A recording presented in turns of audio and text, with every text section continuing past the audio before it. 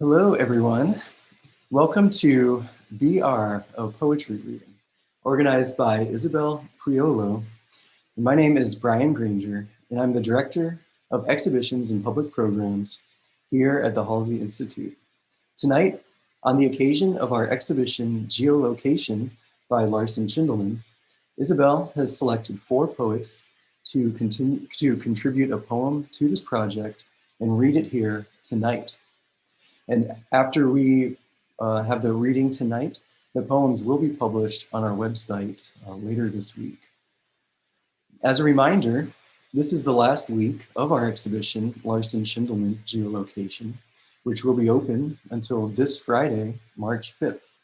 So come on and see us if you haven't already. The Halsey is open Tuesdays through Fridays from 11 to 4 and until 7 p.m. on Thursdays.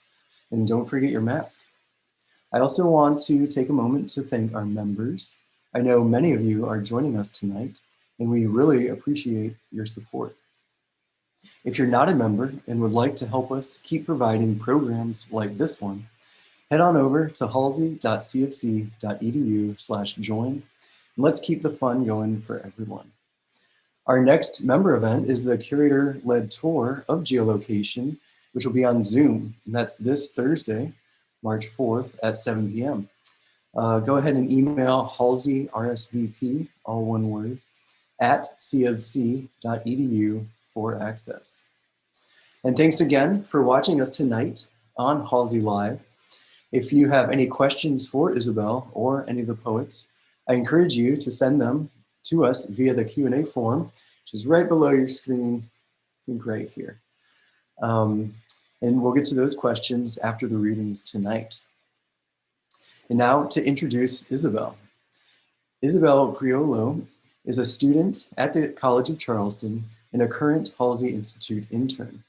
She was commended in the 2020 Adroit Prize for Poetry, and her writings have appeared in the Eunonia Review, Siena Solstice, and the Post and Courier. She is also an upcoming reader for the Poetry Society of South Carolina's March meeting. And in fall 2020, she organized a poetry project for the Halsey Institute's virtual exhibition called Displacements, Revisitations of Home. And all of that is still viewable at the Displacements site, displacements.org. So I will turn it over to Isabel. Thanks, Brian, and thank you to everyone who's tuned in tonight. I'm so excited about our lineup of poets, and before we get into the reading, I'd like to give a bit of background on my curation process for BR. We have a tendency to think of the poetic line break in terms of absence. It's white space, it's where the poem isn't. So when I came across the HTML line break tag, I was struck by the way it calls attention to the presence behind this absence. The line break tag is unique in that it's quote unquote empty. That is a tag with no content. It quite literally gives us a visual basis for absence.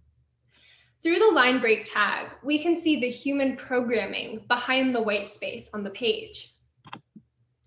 This idea of visualizing absence, of finding the human programming behind digital text, immediately reminded me of why I find geolocation so compelling.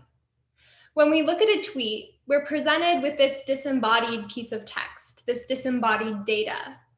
I think the really striking work that Larson and Shindelman do is the work of visualizing the human presence behind the digital end product of the tweet. In geolocation, what we might normally take to be an impersonal political statement becomes an intimate, felt reality. Just as the line break tag shows us the human programming behind white space, so does geolocation show us images that allow us to visualize the human experience behind tweets. So I started to see a connection between geolocation and the poetic line. And as a result, the line break tag not only became the basis for the project's title, BR, but also informed the ethos of the collection in my mind. I wanted to find a group of poets who would show the human programming behind all this seemingly impersonal, endless data that we're confronted with on the internet, every tweet, every follower, every image. I think poetry is an especially powerful means of doing this because it can point us towards emotional truths without needing to rely on strict linear narratives. We can understand a poem, be moved by a poem, without having it explained as a clear, logical sequence of events. I think this is similar to the way geolocation works. Larson and Shindelman don't give us a factual narrative. They don't give us a biography of the tweet's author, and they don't give us an exact replica of the conditions in which the tweet was written. All of these would be impossible. Instead, they show us an emotional presence, and we're left to fill in gaps between image and tweet. Similarly, poetry can show us the emotional truths of what might seem impersonal while not being confined to strictly factual narratives. As you engage with the poems in BR tonight, I encourage you to look for this unique form of empathy in the digital world. We'll never know the factual stories behind everything we see on the internet, but we can imagine the emotional, human programming behind every piece of data. Poetry is uniquely suited to this empathy, and I think it's something that rings through all of the poems you're about to hear. With that, I'm thrilled to introduce our first reader, Kirsten Ihns. Kirsten is the author of Sunday, published by Propeller Books in 2020. A graduate of the Iowa Writers Workshop, she is currently a PhD candidate at the University of Chicago, where she co-curates the Artist Talk and Reading series, The Clouds, organizes UChicago's Poetry and Poetics Workshop, makes collaborative short video works, and researches attentional rhythms and long-form contemporary poetry and film. Individual poems appear in Hyperallergic, Bennington Review, Jubilat, the Iowa Review, and elsewhere. Kirsten is from Atlanta, Georgia, and Pensacola, Florida. Please join me in welcoming Kirsten. Thank you so much, Isabel. It's really an honor to be in dialogue with this show, which is wonderful. If you haven't seen it already, I highly recommend checking it out online and to read with these poets, some of whose work I didn't know before, but all of whose work I admire now. And thank you also to Brian Granger and the Halsey Institute. So I'm just going to read one poem, and it's from my first book, Sunday, which in many ways is kind of like a longer form exploration of exactly some of the issues Isabel was outlining, like how is one a subject in language on the internet or in language inflected by the internet. And so this poem is partially found text from a chat stream that was like very active in 2018 when I was writing this. And I was really interested in how people operated sort of as a linguistic ecosystem communally in this space over time. And so in some ways well, I'll just read it and then you can see for yourself. But that's sort of where it's coming from. Okay. And Brian, I don't know, okay. So, an info to cherish, a lot of it, collected what fell on the ground just as a puzzle. 7,000 people are watching it now. For in it miraculous by only in things, the region grew so lately fatal. Coming up cruxes, coming up spring, the sign conquers by signs, the tulip bulbs and daffodils, yes, but where is it that you work to watch and grow, a scent in the air, utter and ordinary? I developed an expanded box of senses, sense of the type, the beauty, function, of hearing bent to other purpose, dim. What does the pan be taken thus, at minimal angles? Absolute extremely harm is pretty awful and surprising as it breaks across the screen. Imagine your neighbor naked and mowing. I use the hottest water. For this I live with the ambulances passing by, buying an infinite pin and a fringe of Georgia window. Good luck for all French bread, they say, calm and slicing. What if sun is risna, rinse? Phenomenal addition, nominal math and math can in new pleasure where I will star with another person, day, or trying to improve. That until everyone die, amazing music. It is nice to meet people. Meanwhile, some girl is wasting paper. I detach the elasticated waist of my underwear band, glitching stream fruit loop, organic fruit delivered to your door, the spore of wild creatures cast upon the heath. The first time I have seen an ass in traces, a video you can edit again and again, approaching no nearer edge. Are you a faced person's princely hologram, tied knocked knees? He said, prepare the waiter cress. I said, okay. I did an experimentation with the wallpaper. I said we can make it like a screen print contact paper, keeping everything totally angry, sanitary. Since how long is this continuous? For a car, the color silver is least good. I like a favorite subject. I was just curious if there was anyone else out there. You scare despite your fearless head and sour cream. Jam is in a cup, you set me free. There was no school I wanted to do. The sky is a dark, wonderful dark. Outside the room is where do you stay at? I've been listening for hours. You aren't returning. See you in the hell, my dear. You have a nice set. You have a nice setup. I made the wall into part of myself. I am not from Texas. Ooh, sleigh bells. Is this Emily? What is it called? Hello, is this Emily? I drink water and sleep, dream about a plant to become slash person, walking endless in a circle, incarnate under sunlight, red. In fact, it is a need that produces a time to walk beneath, to walk through carnations and bear the sight of their event. I lay me down for the tenderness of ankles. The sounds are difficult to place. They come so quickly to my ears, but stay forever and ever on, right? It expands. I looked for chilled people in the chat. Like a scrap, I swim up to the surface. The light was green and very reflective, and I liked it. Really, I like the music's modern kick. Impractical singing flies the cage apart. The universe is a garage, garbage, rag, and gelid streaks it past high. I dislike slosh. To fill the guts, you change it very rapidly, order and concentric. All my evidence, you must have been a fine reference. Y'all, just chill. Stop to secure the cargo, belts and belt loops. We're a couple, love, and lay my IDEK if you remember. Reamer, slicer, paper, pepperoni, and Dino. My biological grade is a B, not even a plus. That's so kind. These legs are so long. She has offered to help me make my surfaces. Are you sure you don't have a crush on her? It sounds like y'all are interacting a lot. Of the Chex Mix, let me know if I can be more helpful. Claire DeLong, you're kind of an expert at this point. Thanks. Thank you so much, Kirsten. One of my favorite parts of geolocation is the way it captures such a wide range of human emotion, and this poem renders that diversity of human experience so beautifully. Now it's my pleasure to introduce our next reader, Courtney Lamar Charleston. Courtney is the author of Telepathology, selected by D.A. Powell for the 2016 Saturnalia Books Poetry Prize.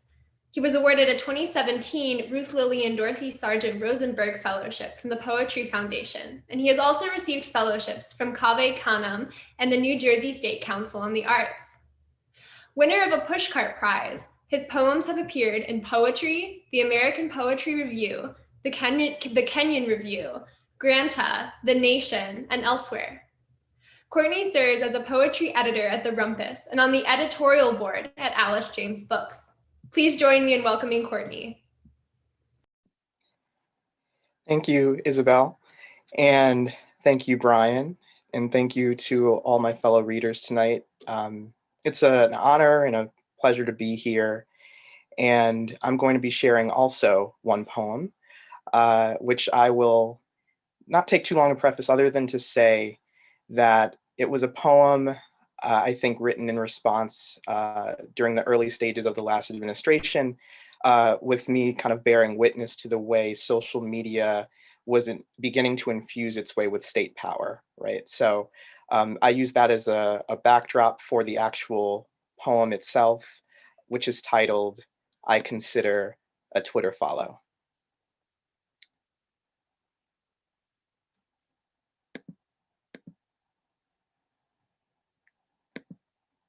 Excuse me. I consider a Twitter follow. I pendulum on whether to press the button. I pause. I ponder the little blue birdie that tells all of our thoughts to the world. Wonder if bald eagles have already gone extinct, dropped dead to the earth like bombs built of bone, beak, and feather. To say I'm living in a time without symbols is also to say there is no higher calling than protest, than the calling of fingertip to keyboard, our new key of life. And yet I hesitate to endorse anyone in a way that can be counted like a vote of confidence, when, on the contrary, I'm shaken daily solely for the music of it, bone-shingled skin bag beaten against by tempestuous winds I'm told are coincidence, rather than conflict between our planet and our politics. I believe the word I've been looking for is fear. Everything bigger than me there was to believe in now seems entirely too big a target on my back. I'm left interrogating myself on what I still hold faith in during these dumbfounding days. When I'm in a church, I still believe in the idea of divinity. When I'm in a school, I still believe in the idea of education. If I'm invited into a woman, I'm to believe at least in power, programmed to be a man not unlike all those men I despise. Another reason I'm made queasy at contemplating the clique, though it's a way to keep my enemy close but also theoretical. I stare directly into the dearth of punctuation and grammar. The gutter of blood above my eyelid overflows, causes a glitch of motion, a flicker in the flesh. I'm smart enough to stay away, but curiosity is a narcotic, can kill. But so does a lack thereof, I know, because a little blue birdie told me so, sweetly saying, "He's trying to distract you." So I turned around to find nothing behind me. And that's when it happened. A button somewhere being pushed on somebody, a trail of digits dictating, "Follow him, follow him, follow him." Thank you. Thank you so much, Courtney. Our digital lives can seem so abstract, so intangible, and this poem subverts that perspective by giving us such a visceral way of experiencing the digital world. Now I'm excited to introduce our next poet, Maryam Monalisa Gharavi. Monalisa is an artist, poet, and theorist whose work explores the interplay between aesthetic and political valences in the public domain. Exhibitions and publications in 2021 include Matadero Museum, Paso das Artes, Sonic Acts, Circumference, Jan van Eyck Academy, among others. She is currently a lecturer at Northeastern University, adjunct faculty at New York University, and artist in residence at Sonic Acts. Monalisa completed a PhD in comparative literature and film and visual studies at Harvard University and an MFA in film and video at Milton Avery Graduate School of the Arts at Bard College. Tonight, Monalisa's work will be read by Joshua Garcia. Joshua lives and writes here in Charleston, South Carolina, where he is pursuing an MFA in poetry at the College of Charleston and is an editorial assistant at Crazy Horse. His poetry has appeared or is forthcoming in Arts and Letters, Image, the Massachusetts Review, Poet Lore, and elsewhere. Tonight, he will be reading an excerpt from Monalisa's book, Bio. Please join me in welcoming Joshua.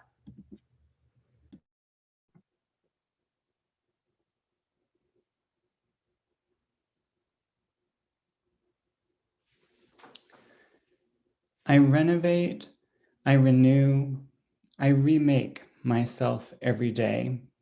February 22nd. The news cycle as ambient horror. February 23rd. Not silence per se, but a tunnel that swallows all speaking voices. February 24th. A terrace landscape, undifferentiated in its continual continuity, except for telephone towers pricking up from gray heights. February 25th. A mislabeled jar of fear, proudly displaying other emotional feats. February 26th. Unspooling the zygote, February 27th. Union of dread and bliss in between slurps of breath, February 28th. That studying crow, hungry and bequeathing gifts to the feeder, March 1st. An announcement from Death's pre-selection committee that I am a finalist, but there will be delays in declaring the day's winning candidates, March 2nd. Is newness bestness? Adding neo to almost any word makes it pejorative, March 3rd. The forced intimacy of a beheading, March 4th. Presence may be overlooked, but every absence has an explanation, March 5th. Thank you so much, Monalisa, for this work, and Joshua for a beautiful reading. It's amazing to see the poems align with the dates we're currently living through. What a striking sense of immediacy. And now I am honored to introduce our final reader tonight, Toby Altman. Toby is the author of Discipline Part, forthcoming from Wendy's Subway, in Arcadia, Indiana, published by Plays in Verse in 2017, as well as several chapbooks, including Every Hospital by Bertrand Goldberg, except one, winner of the 2018 Ghost Proposal Chapbook Contest. His poems can be found in Gulf Coast, Jubilant, Lana Turner, and other journals and anthologies. He holds a PhD in English from Northwestern University and an MFA in poetry from the Iowa Writers Workshop. He has received fellowships from MacDowell, the Malay Colony for the Arts, and the National Endowment for the Arts. I'm thrilled to say that Toby will be closing the reading portion of tonight with a poem that responds directly to Larson Shindelman's work. Please join me in welcoming Toby. Thanks, Isabel, and thanks, Brian. It was really a pleasure to spend some time thinking about this exhibition, and it's a great honor to be here tonight with all my fellow readers whose work I really love. So I'm going to read this new poem that I wrote. It's called "This is Horrible, Says Everyone That Works in Politics," which is taken from one of the tweets that Larson Shindelman used in the show. This is horrible, says everyone that works in politics. As a child, I thought the word desert. I took a stone into my mouth to slake my thirst. My father and I lowered our luggage down a dry waterfall. As a child, I thought the word desert would open agony, softness, lucite, quartz, basalt. The more it's used, the less it means. Going voicelessly into the desert, going without voice. Absolutely unintelligible, the human person walking into the desert, though they have left their abrasions, tire tracks, spotlights, high tension wires. I agree that it is desolate, catastrophic, sustaining, as the word column or fragile implies a state of being in relation, forces of shearing or compression. The sea, for instance, or the drought-bleached lawn, their power consisting in the way they rise and fall back, an allegiance to motion hurrying through, perceptible as iron is, a vein, an itinerary that travels through the rock. When that motion stops, brittleness. Thank you so much, Toby. It's really incredible to see this direct response to the exhibition. You truly add a new layer of emotional resonance to the work. Thank you so much to all of our readers. And now we'd love to hear from you. If you have questions for tonight's readers, you can go ahead and send them through the question box on Halsey Live. While you're sending those, I'll kick off the Q&A with a question for all of the poets. Has any particular aspect of the digital world influenced the way you write and or think about poetry? If so, how?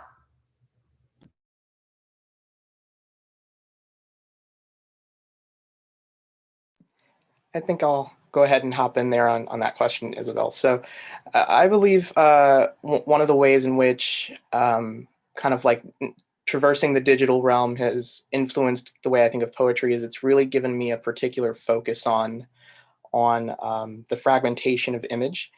And for me, I often find myself, digesting things either through an image directly or through an image that is trying to make itself, visible or renderable by the imagination within a very confined space.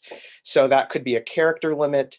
That could be, that could be a meme. It could be any number of different kind of manifestations of that. But what it does is it takes me to poetry, and it really brings me a focus when I'm writing or drafting something into being able to present a very crisp and very lush or descriptive image within a very confined space, kind of mirroring the way that I tend to be ingesting them in everyday life as I scroll through social media or as I'm navigating the internet.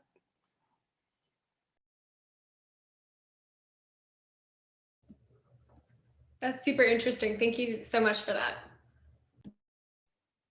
I can just add sort of onto that. And like, I think one of the things I'm really interested in the internet, sort of like similar to this question about memes and circulation, is how like it's increased or changed my awareness of how language circulates, how language moves, and it's like can be voiced differently by different people and then passed sort of along. And like, that's not a new idea, but I feel like it's been sped up and intensified by the internet. And another thing that language on the internet really makes apparent to me is the way like temporary units can sort of form impromptu, make a kind of community, develop norms, and then dissolve and then connect to others.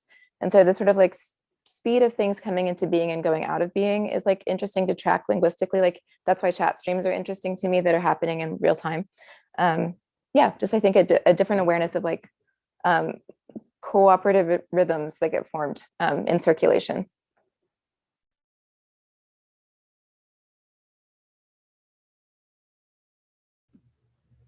That's great. That's super interesting. And interesting too, like how with that cooperation, it's real time. There's not that like immediate work of like editing and revision, which is like something that's so inherent to the poetic process. So there's a really nice kind of tension there. I guess I'll go. And thank you to Joshua for your reading, and thank you to Isabel and Brian and all of my fellow readers. It's a really difficult question to answer kind of abstractly, so I'm trying to think about it practically. And one is that something that I've always been obsessed with is the limits of knowledge, and the internet, particularly when your hand first hits the Google search, which is where most people do their searches for knowledge on the internet. It makes me think about poetry as a way of knowing. So in that way, I'm sort of deliberately seeing them as apart and keeping them apart that way, that at some point, do we reach the asymptotic limits of knowledge? But to go a little bit more, again, practically, I'm thinking about the way that the internet has changed my writing environment, our writing environment. So a dispersion of writing sources, screens, devices. I know people write bits and pieces in their notes app, or they might have it in some kind of note keeper, and then they collate it in Google Docs. And there's all kinds of ways that this scroll is not just on a piece of paper or on a word processor. In fact, something that's changed in my practice is I no longer use word processors at all. It's either the note app, or it's Google Docs. I completely live on the cloud if I'm writing digitally.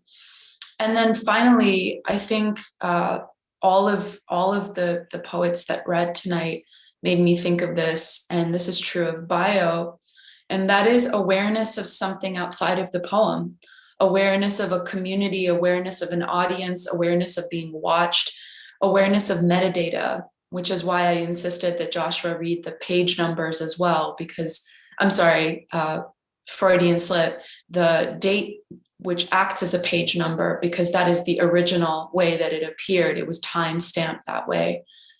I'll stop there.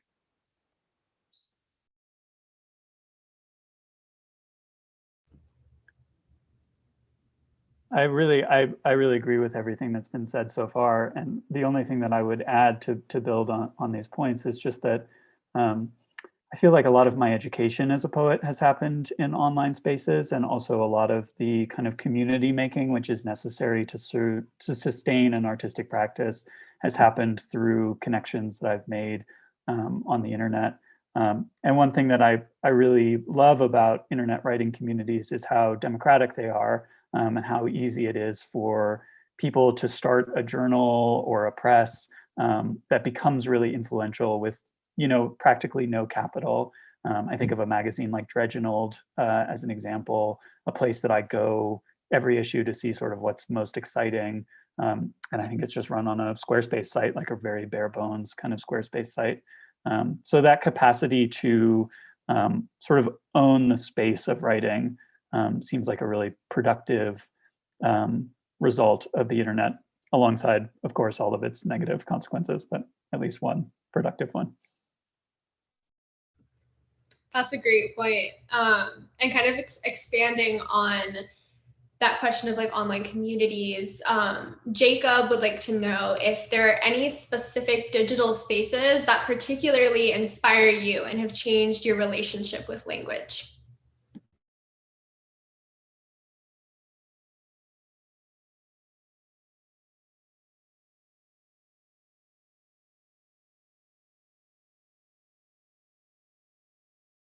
I would say that the internet is shrinking, and it's getting more and more atomized as more companies, corporations, IPOs start managing like the public domain and the public space of the internet.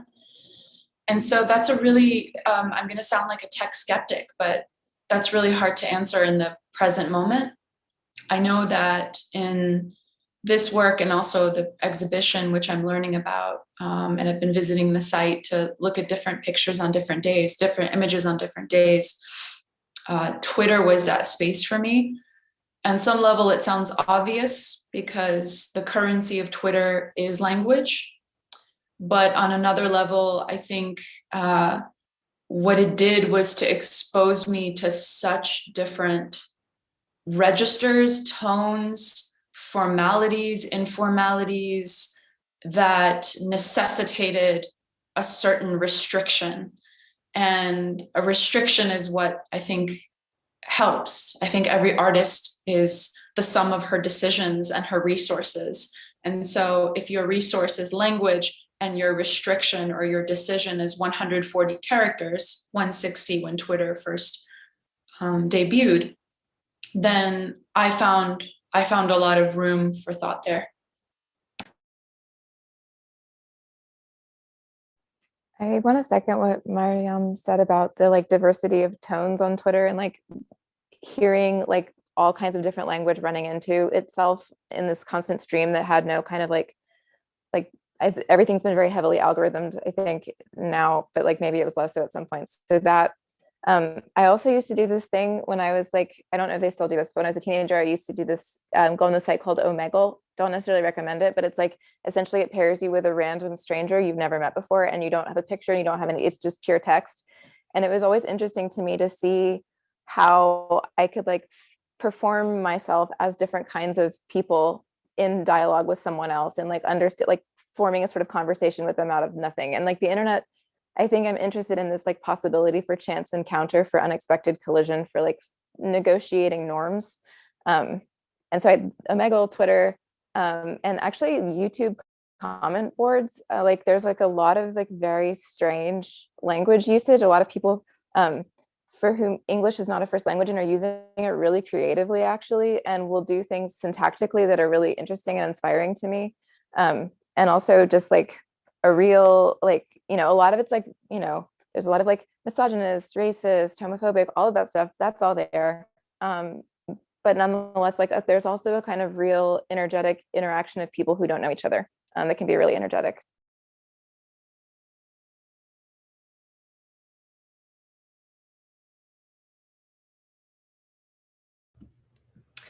Thank you so much for those. Those are great answers. Here we have a question that's directed towards Toby, but anyone else can jump in if they would like. How do you generally approach responding to a visual work of art with poetry? Yeah, it's a really interesting question. I've been sitting here thinking about how I could possibly answer it, and I don't know that I have any definite leads yet. One thing that I will say is that I try to pay attention to the kind of formal properties of the work of art that I'm engaging with, and then try to make those formal properties part of the substance or form of the work of poetry. So for instance, in Discipline Park, the book that's coming out this year, I was thinking about the architecture of Bertrand Goldberg, which is really articulated around these kind of repetitive monolithic forms. And so the form of the poem on the page tends to have these kind of like repeated volumes, kind of like abstract volumes on the page. And I think something interesting is going on in this poem that I wrote in response to the Larson Shindelman work. I was looking at the Q&A that they did with the Halsey, and one of the things they talked about is the importance of like a rectilinear kind of square field of composition for their work. And so when I was structuring my poem, I tried to do so in kind of rectilinear. They're not quite square. I couldn't hold myself back enough, but sort of rectangular shapes on the page, and using kind of the way that they themselves frame their images as the kind of formal structure for the poem that emerged from it. So I think that's one way of kind of working across media or working between different kinds of arts, is to try to find a point of transfer between the formal principles of the arts that you're engaged with. Great answer. Thanks for that. We have a question from Ruth Rambo. And it's directed towards me, but anybody can pick up on it too. Can you define the symbolism of BR in the poetry genre?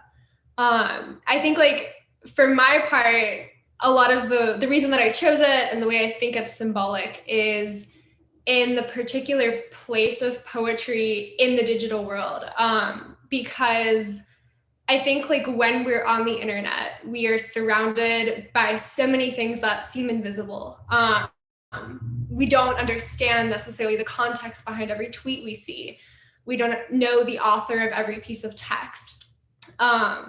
And so I think that BR is like a visual representation of a kind of absence in poetry, the line break and white space.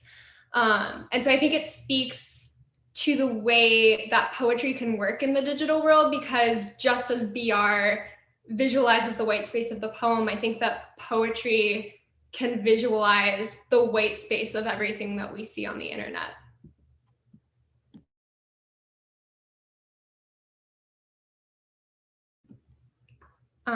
Here we have a question from Sharon.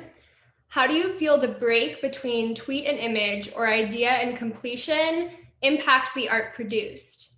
In your writing practice, what do you do to manage the limits caused by that break?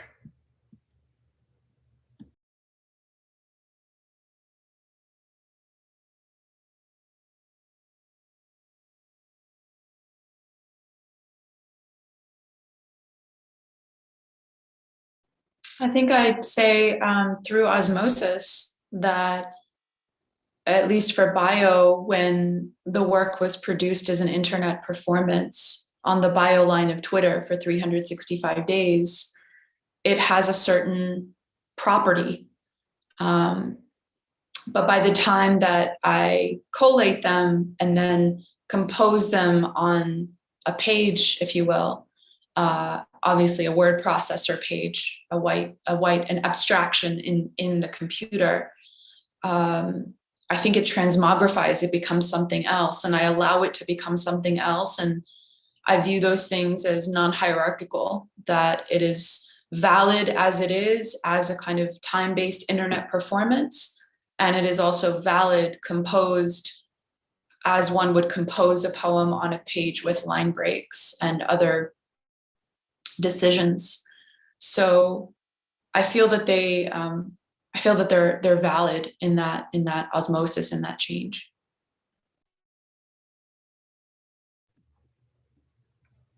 That's a great way to describe that. I have a question specifically for Courtney. We often think of our personal lives as forces that influence our social media presence. We share ourselves with social media. I consider a Twitter follow shows us how social media can share itself with us, influencing the way we think, the way our minds work. Do you think there's a reciprocal relationship between what we share with social media and what it shares with us? And if so, how does this influence your work? Yeah, thank you for that question, Isabel. I think perhaps the way I answer it maybe depends on how I think of the word reciprocal, first and foremost, because I think obviously there is an exchange, right, which your question itself lays out. There are elements of ourselves, of our being, of our person that we bring into digital spaces. And likewise, there is an imposition, right, of the rules of space, even in the digital realm, upon the individual. So when I think about reciprocity, it speaks to that exchange taking place. But what I also think about when I hear that word is to consider the characteristic of that exchange. In social media or in digital spaces, I am what I continue to marvel at is the way that we have conceived of the technological era, right, of democratizing access to information, of democratizing speech, and also flattening borders. And at the same time, what I see is the reformation of border, right? The imposition of control over speech, the imposition of of power, right, in a digital environment. And I realized that while it is easier, I should say, not easy, but easier, perhaps to create new touch points for connection, to be able to develop community with people who are not in spatial proximity with you in a physical sense. I also realize that it that many of the spaces that are created become inhospitable in some ways to certain elements of the self, certain elements of the individual. Digital spaces, like public spaces, are still not safe places necessarily to bring, for example, your grief, your tenderness, your kindness, your doubts, your questions. But it's very easily a form to bring your anger, your rage, your excitement. And I think, though, when I think about that exchange, I think the promise of this era was that I would be able to bring more of myself into a space that was less regulated. And what I'm finding by experience is that the spaces themselves are just becoming hyper regulated as every space itself becomes smaller and smaller. And every person within the space becomes smaller and smaller and smaller.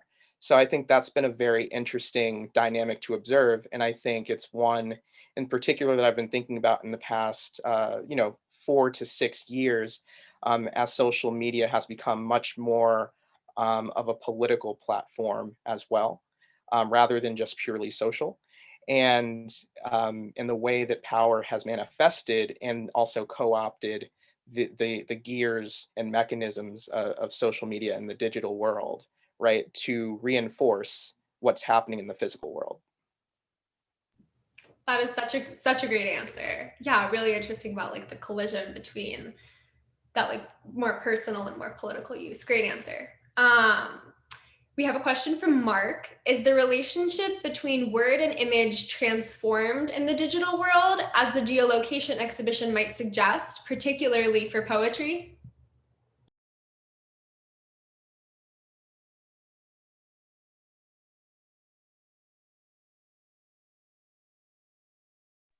Well, this is sort of like just an adjacent comment thinking with this question. One of the things I'm struck by in the geolocation exhibition is like how the photographs sometimes feel like a total juxtaposition with the text, and that friction between them is where the energy of the piece comes from. And sometimes it's like sort of explaining the text. Like there's one where it's like two bridges in the mist and you can't really tell what anything is. And then the tweet is like, I think I just heard a gunshot, lol. And it's like very strange and hard to reconcile. And I think about that the internet is a kind of place that uses juxtaposition between language and image in a like there are like 17th century emblematica books where like these images would circulate and people would recaption them in a way that's like quite like memes today. But I think about like the way memes circulate, and they hinge on a juxtaposition or like a referential recirculation of the same image with different text. And so I think that there's an exciting new attention or like renewed attention to how text and image juxtaposition can be energetic. And I feel like that through the Larson Shindelman show. But I think like that's only a part of the answer. Really interesting answer. That's great. I have a question directed towards Monalisa. The poems we heard tonight were taken from your book, Bio. Could you talk about the process of writing Bio and give the audience a bit of background on the project? How did the project inform or change your understanding of the permanence versus erasability of poetry and all language in the digital world? Sometimes I describe Bio to someone who's never heard of it. Like the elevator pitch for Bio is a book that was written on Twitter without any tweets. I had been on Twitter from 2009 and started this work in 2014. So quite a bit of time by then, and enough time, as has been mentioned in some of the answers, not just to amass followers or whatever social capital comes from social networking, but rather a growing frustration and dissatisfaction that I could not erase myself, that whether I manually deleted my tweets or mass deleted them with a dodgy third-party app deleter or deleting app, that there was always an after effect. There was always metadata. There was a thumbnail in some storage center in Arizona with my tweet, or in the Library of Congress, etc. And this self-management online, and I think as others have alluded to it, which does create, it's actually created a lot of anxiety, I think, especially for young people, was further exacerbated by the idea that as an artist, I could not do over or start again. I was looking at things like classical Japan, where artists actually physically burned their archives and were reborn under a kind of different artistic identity.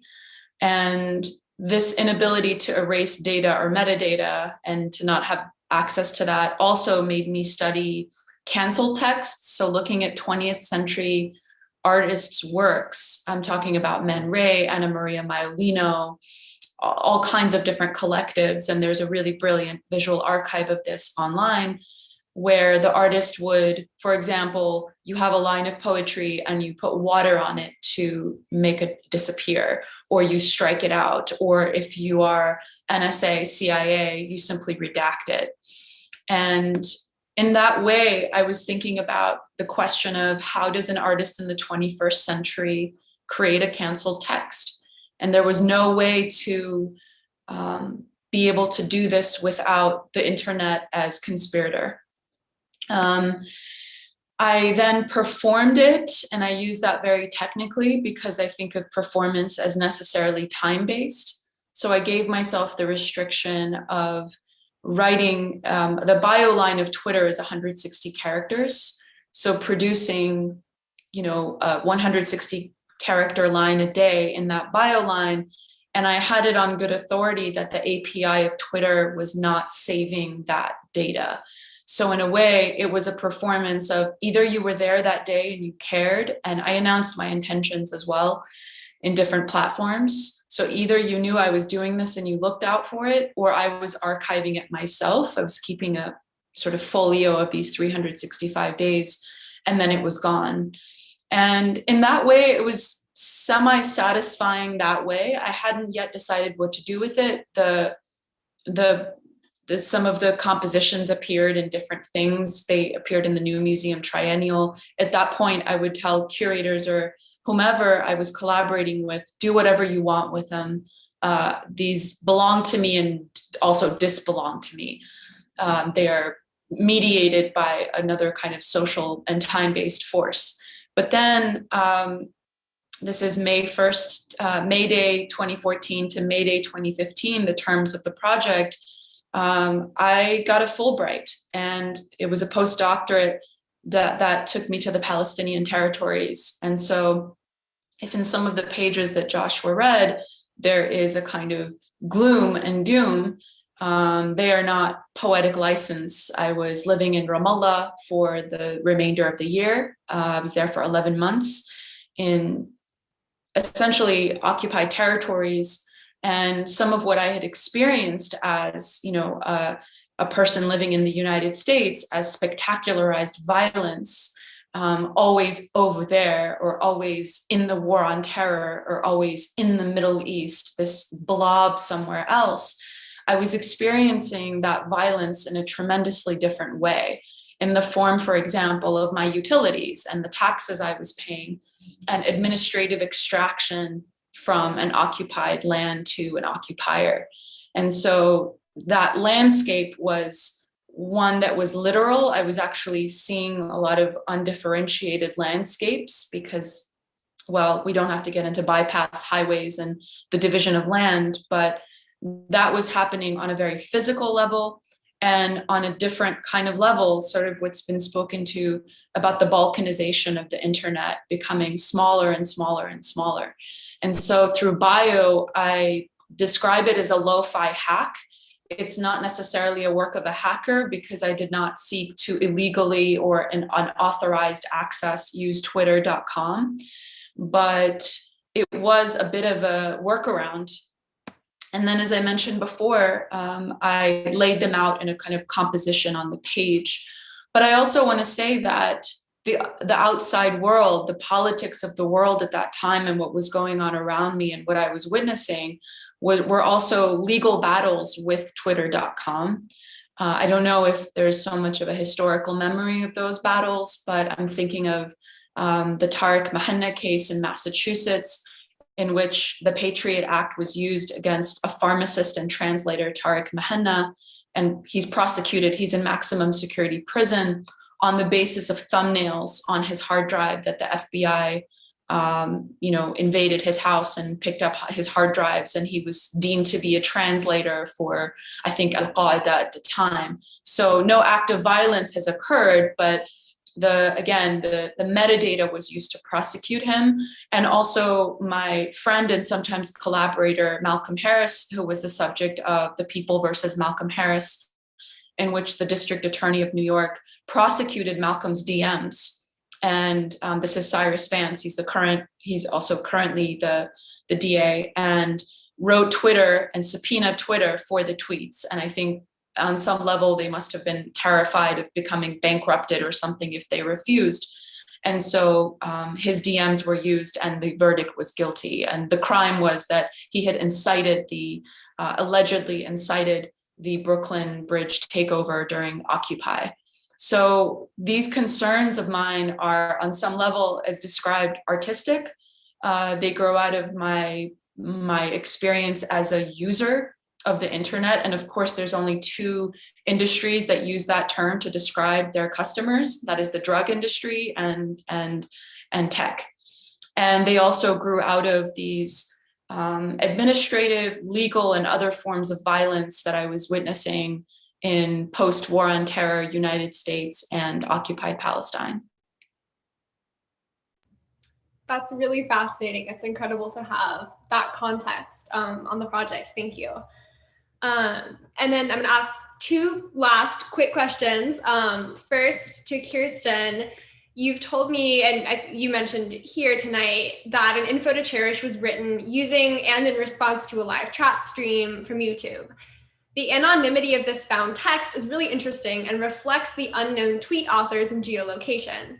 Could you tell me about the experience of writing with anonymous collaborators? Yeah, thanks for this question. Well, I think one of the things that I'm interested in on the internet that's like is like frictions, collisions, and like anonymity, which are like, as everyone has sort of pointed out, are like rapidly changing and decreasing and becoming problematized and atomized. But like that, watching this chat stream, which I don't know if any of you know it, it was this like music stream called Chilled Cows Lo-Fi Beats to Study Relax to, and like at any given moment, like between 7 and 10,000 people would be watching it, like literally 2 a.m. in the morning, 7 a.m. in the morning, whenever. And so I just like spent a couple weeks watching this whenever I was bored, and like would like jot down lines as I saw them. But I was just interested in like how, if I'd watch it for a period of several hours, like a couple of people would start to like get to know each other, and watching that happen through an intercut stream of other people's conversation was really interesting to me. And so like in some way trying to, like, my question became like, how do I embody this atmospheric place these people are making with a voice? Or like, is there a way to like speak as a space, or to speak like in the norms of this thing that's emerging? And so I think that was what inspiring to me or exciting to me, is to try to like render something that was like an in-between or an intersubjectivity as a voice. Like, what does that sound like? Because that's what the chat sort of seemed like to me. And so working with anonymous collaborators, I guess, I don't know, interesting, exciting, different moment to moment, but there would be these sort of like temporary periods where I felt like I understood what the space was. Yeah. That's fascinating. And I feel like it relates to what Monalisa was saying about constraint in poetry, and sort of like the constraint that you get of like letting go of some of that poetic control when you're working with another person. And so my last question is for Toby, and you kind of touched on this already, but because this is horrible, says everyone that works in politics, responds directly to the work and geolocation of the same title. Can you just tell me a bit about how you chose that work, like how you came across it, what moved you there? Yes, sorry, thank you. Great question. I certainly did not expect to write this poem. I think there's so much that was really provocative and interesting about the Larson Shindelman exhibit, and really moving about it. The sort of the juxtaposition between like political tweets and these kind of anonymous, banal landscapes, I thought was really fascinating. And then I wrote this poem that's like very personal and has no relationship really to Twitter or to politics. I did think of it a little bit as like a quote tweet, you know, when somebody like quotes another tweet and then puts something like totally irrelevant on top of it. That was sort of the formal principle that I was working with. But I think the reason why I was sort of taken by this this photograph and this piece from Larson Shindelman is just because of my sort of personal relationship with the desert as a landscape. It's a place where I've spent a lot of time. I lived in rural Nevada for 2 years. There's something about that landscape that I've always wanted to write about, but just never had the sort of opportunity to. It's a landscape that's connected to poetry for me. When I was a teenager, my father and I spent a lot of time driving around in the desert, listening to like tapes of Elizabeth Bishop and Robert Lowell reading. And I think of those experiences as being kind of foundational to my sense of what a poem is and does, even though I don't really read Bishop and Lowell anymore. So for some reason, that image just kind of brought all of that back to me, and I felt like I wanted to well, I felt like I had no choice but to write about it, which is usually the conditions under which writing happens, a sort of compulsion rather than a desire, a compulsion which exceeds or cancels one's original desire. So that's what happened here, and you know, I think that in itself is a kind of reflection of some online environments, maybe in the way that Kirsten is describing, where you have people whose ideas and thinking are intersecting, but also kind of bouncing off of each other and producing sort of strange and unexpected sparks that you know, wouldn't otherwise exist, but come out of the kind of like oblong angles of online interaction. Such an accurate description. And yeah, I love hearing that story. So cool to hear that. I lied. We actually have one more question. This will be the last question for the night. And it's for anyone to pick up. From Pi, how do you think an online's group voice or tone influences the individual member and the individual's voice in that space, as well as the difference between more anonymous forms versus more public forms? That's an amazing question, and I'll take a try, but I'd also love to hear others' thoughts on it. And when you say voice, Pi, I also thought of the latest hottest thing, which is Clubhouse, which is VOID and real identity and the use of one's actual voice, material voice. Not everybody likes to read. Not everybody wants to read and scroll. I'm thinking that, you know, one approach to this question is discordant and concordant. So Web 2.0 wants us to agree or disagree. It wants the YouTube comment to be liked or voted down. It wants the Reddit upvote or downvote. And I think Courtney spoke to this as well about the lack of, I guess, a harmonizing space for the possibility of grief, and especially one that is not manufactured or prefigured, but one that actually comes from the so-called individual. And the reasoning of this is probably too big for this space and time that we have, but my understanding is this is due to the algorithms of amplification, and it's also due to some of the, this has been addressed already, but the ways that we get siloed into these apps, and every app sort of, or every, I keep saying app, but every space maybe having its own concordance or discordance. But one thing that I want to say, in that's maybe neutral or / positive, is that sometimes that cacophony, which is a negative word, or to quote the book from Wally Salomon, algarabías, or in Spanish, algarabías, the cackle, sometimes the disharmony of those discordant and concordant voices can create something new. And I think there's still possibility within that for us to retain some level of individuality. And what I mean more specifically is that the algorithm of amplification wants us to be individuals. It creates individuals of us, it creates data clusters so that we are minds, so that our words are not necessarily poetry, but they are lexical categories that a mining and data marketing company can profit from, or a hashtag that we can find our favorite hashtag in, etc. So I think that it's important to remain and to continue to think about oneself as having rights as an individual and responsibilities, and what does that look like? And I don't mean to sound moralistic. I think that the right and the responsibility can include ethics, but should go far beyond them. And I just want to second the thought that, you know, we need room for greater affects than just rage, sadness, liking, disliking, mimeticness, etc. There needs to be more room for a diversity of affect.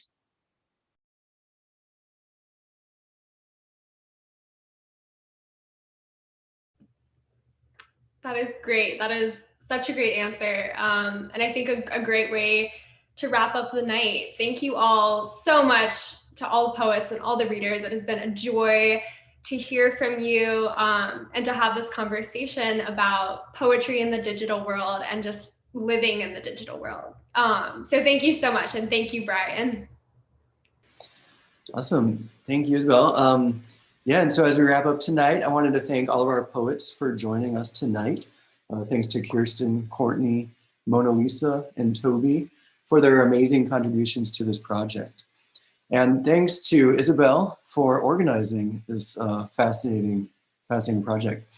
It's really great to see how one type of media can help us understand another type.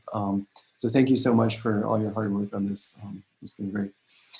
As I mentioned, we will have these, excuse me, we will have these poems on our website this week, along with more information on each poet and what they're working on. And a couple of super quick reminders before we do leave. Larson Shindelman Geolocation is on view until this Friday, March 5th. So come on out and see it if you haven't yet. And join us for the curator-led tour on Thursday, March 4th at 7 p.m. on Zoom.